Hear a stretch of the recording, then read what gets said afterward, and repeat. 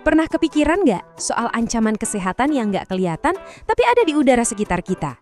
Nah, hari ini yuk kita bahas tuntas soal tuberkulosis atau yang sering kita sebut TB. Ini memang masalah yang serius, tapi ada kabar baiknya. Ini adalah perjuangan yang sangat mungkin kita menangkan. Semangat ini bahkan bukan cuma di sini aja loh, tapi udah jadi gerakan global. Yes, we can end TB, atau ya, kita bisa akhiri TB. Ini bukan sekedar slogan, tapi ini tema resmi Hari TB Sedunia dari WHO. Ini adalah sebuah pernyataan tegas kalau kita semua bareng-bareng punya kekuatan buat menyudahi penyakit ini. Jadi, gimana sih misinya?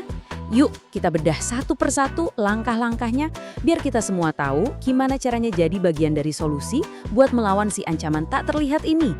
Oke, kita mulai dari yang paling dasar. Apa sih sebenarnya TB itu? Gampangnya gini, TB itu penyakit menular gara-gara bakteri.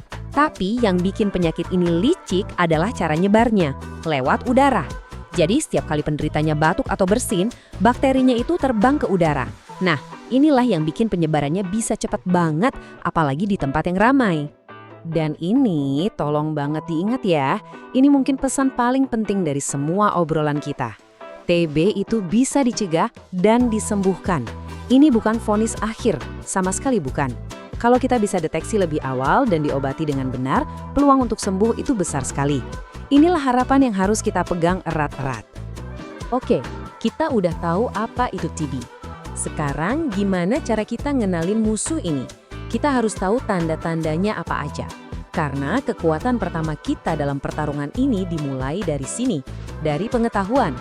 Coba deh perhatiin baik-baik gejalanya. Biasanya nih, awalnya tuh dari batuk yang nggak sembuh-sembuh. Udah lebih dari 2 minggu, kadang batuknya berdahak. Atau yang lebih serem, ada darahnya. Terus, badan juga sering demam, malam-malam keringetan padahal nggak gerah, berat badan turun drastis tanpa diet, dan rasanya lemes banget. Kalau gejalanya udah sepaket begini, ini jelas bukan flu biasa. Nah, ini pertanyaan penting buat kita semua. Coba kita renungkan sejenak. Ada nggak di antara kita, atau mungkin keluarga, teman, orang yang kita kenal, yang ngalamin kombinasi gejala-gejala tadi? Kalau jawabannya iya, atau bahkan masih ragu-ragu, kayaknya iya deh.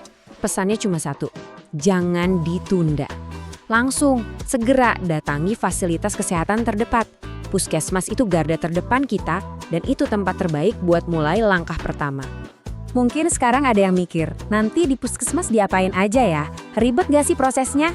Tenang, jawabannya nggak sama sekali. Prosesnya itu jelas dan terarah banget. Yuk kita lihat alurnya. Jadi, alurnya itu simple. Pertama, kita bakal ngobrol sama dokter, ceritain semua keluhan kita. Kedua, dokter akan periksa fisik kita. Nah, langkah ketiga ini yang paling penting, pemeriksaan dahak di lab.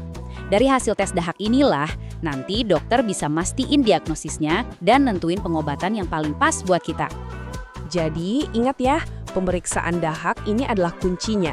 Ini cara paling cepat dan paling akurat buat ngintip ada nggak sih bakteri TB di tubuh kita. Logisanya kan sederhana ya, makin cepat ketahuan, makin cepat diobati, dan artinya kita juga makin cepat mutus rantai penularannya ke orang lain. Sekarang kita masuk ke bagian yang mungkin paling bikin lega. Sesuatu yang sering banget jadi penghalang buat orang periksa, biaya.